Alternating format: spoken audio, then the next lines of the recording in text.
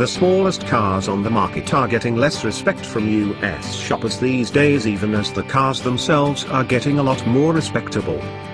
Case in point, the redesigned 2018 Kia Rio subcompact sedan and hatchback. It's a little bigger, nicer to be in and drive, and even a little cheaper than the 2017 version. It's a real car, small enough for urban parking and crowded streets, but capable enough to make a long commute or weekend road trip a pleasant experience. But the US has always been a tough market for subcompacts, and they face stiff competition for attention these days from the more fashionable group of subcompact SUVs, even though sedans and hatchbacks offer better handling, great efficiency and lower prices. It was markets outside the US that made a new generation Rio the right move for Kia. It's the brand's best-selling vehicle worldwide, with 400,000 sold in 2016. It's been particularly successful in Europe, so it's no accident the new Rio has a European flavor in its new design and driving manners. The redone 2018, which will go on sale later this fall, will offer 3 trims, a base LX, Top X and new mid-range S trim. The old top trim, the SX, is gone. While some subcompact cars try too hard to be cute or funky, the new Rio does its best to look like a grown-up compact car. New conservative, horizontal lines aim to make the car look longer and wider than it is. In fact, it's only slightly longer, lower and wider than the 2017. The redone Kia Tiger nose grille is stretched thin and wide, and the headlights pull away around the corners. Vertical side vents at the front bumper corners accentuate the Rio's stance, and the new taillights and rear bumper also pull visually to the corners to add width. The Rio cabin proved unexpectedly comfortable for a long day in a subcompact car.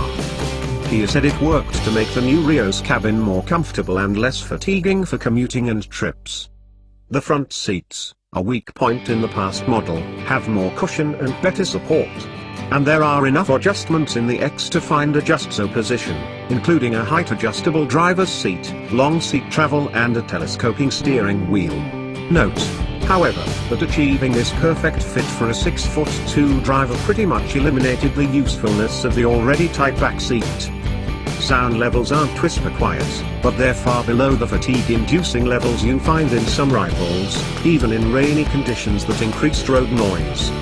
The engine is quiet at idle thanks to new mounts, and while it gets buzzy when pushed, it didn't intrude at cruising speeds thanks to gearing that keeps it below 2,000 revolutions per minute at 55 to 60 miles per hour. Kia also added extra bracing in the hatchback's rear floor that did a good job of cutting the open cabin drumming you hear in many hatchbacks.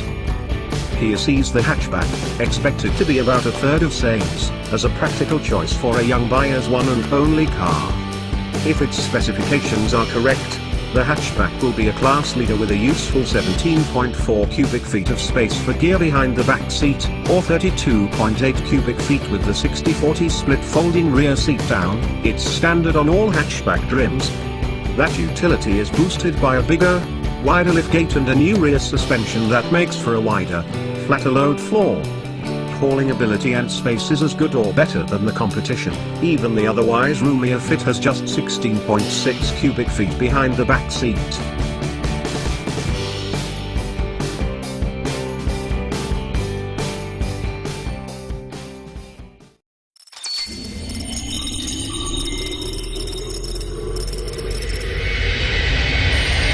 Thanks for watching. Subscribe now.